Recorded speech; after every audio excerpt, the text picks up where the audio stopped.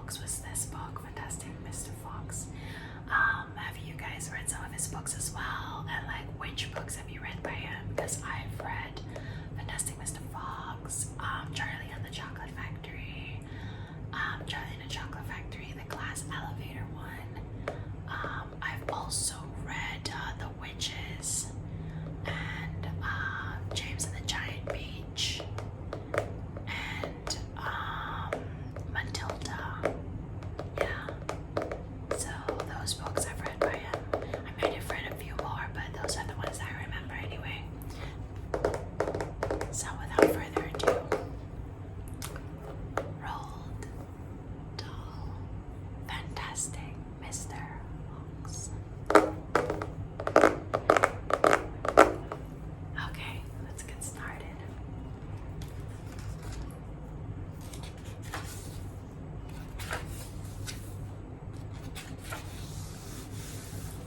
The Three Farmers. Down in the valley, there were 3 farms.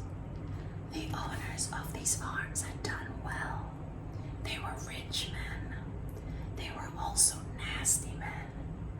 All 3 of them were about as nasty and mean as any men you could meet.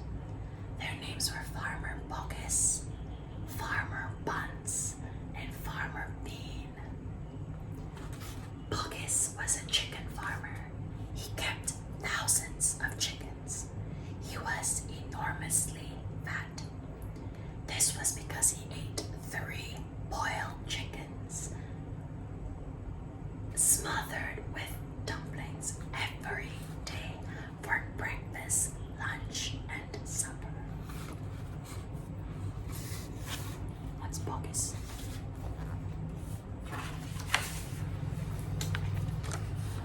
Bunce was a duck and goose farmer. He kept thousands of duck and geese. He was a kind of pot-bellied dwarf. He was so short, his chin would have been underwater in the shallow end of any swimming pool in the world. His food was donuts and goose liver. He mashed the livers into a disgusting paste and then stuffed the paste into the donuts. This diet gave him a tummy ache and a beastly temper.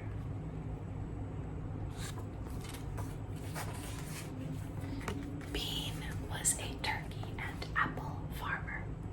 He kept thousands of turkeys in an orchard full of apple trees. He never ate any food at all. Instead, he drank gallons of strong cider, which he made from the apples in his orchard. He was as thin as a pencil, and the cleverest of them all.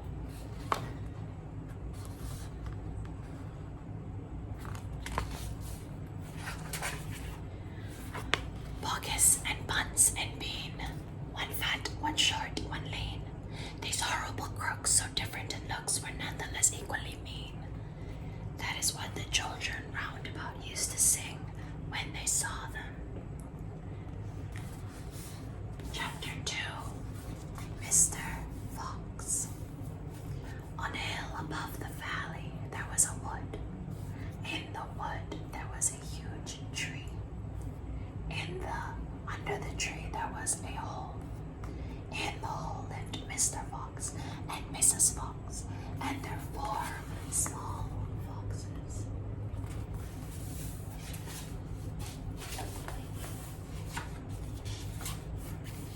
Every evening, as soon as it got dark, Mr. Fox would say to Mrs. Fox, "Well, my darlings, what shall it be this time?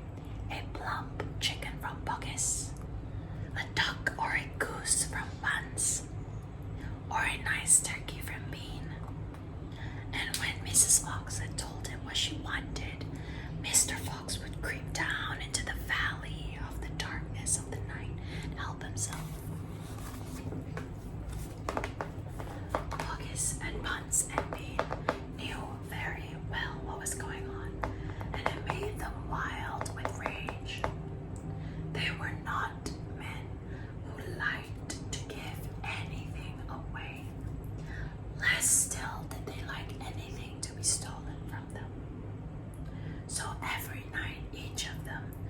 take his shotgun and hide in a dark place somewhere on his own farm, hoping to catch the robber.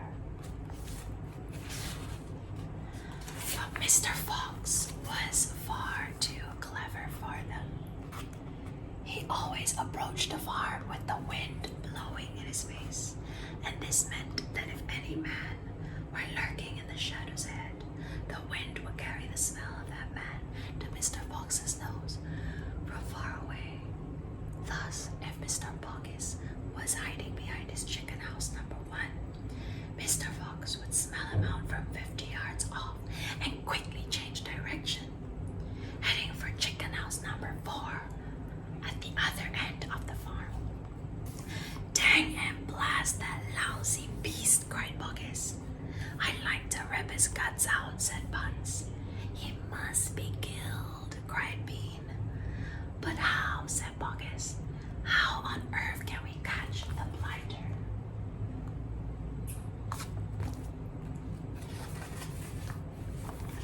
Bean picked his nose delicately with a finger. "I have a plan," he said. "You've never had a decent plan yet," said Buns. "Shut up and listen," said Bean. "Tomorrow night, we will all hide just outside the hole where the fox lives. We will wait there until he comes out. Then bang, bang, bang, bang." "Very clever," said Buns. "But first we shall have to find the hole." "My dear Buns, I've already found it," said the crafty Bean. "It's up in the wood on the hill. It's under a huge tree." Okay, now I will read the 3rd chapter, The Shooting, and this will be the last chapter for today. I plan on reading 3 chapters every week until we get to the end. So yeah, okay. So, The Shooting. "Well, my darling," said Mr. Fox, "what shall it be tonight?" "I think we'll have duck tonight," said Mrs. Fox. "Bring us 2 fat ducks, if you please. 1 for you and me, and 1 for the children."